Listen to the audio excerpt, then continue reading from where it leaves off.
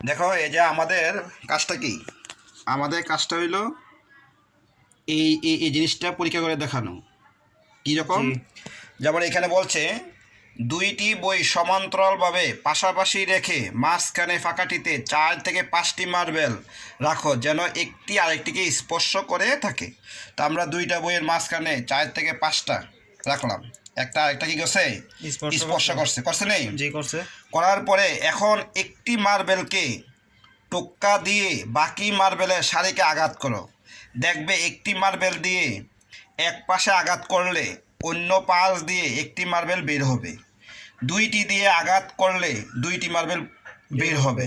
কখনো কি একটি মার্বেল দিয়ে আঘাত করে দুইটি মার্বেল কিংবা দুইটি মার্বেল দিয়ে আঘাত করে একটি মার্বেল বের করতে পারবে? না। না, কখনই পারতাম না। তাহলে জি না। দেখি, এটা দেখি একটা মার্বেল দিয়ে আঘাত করো, দেখি তাহলে কয়টা গেল?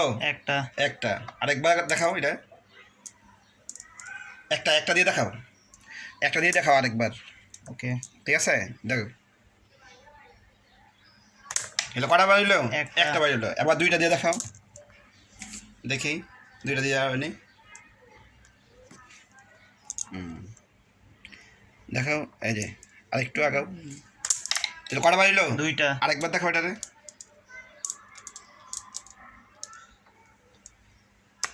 কটা বাড়িছে?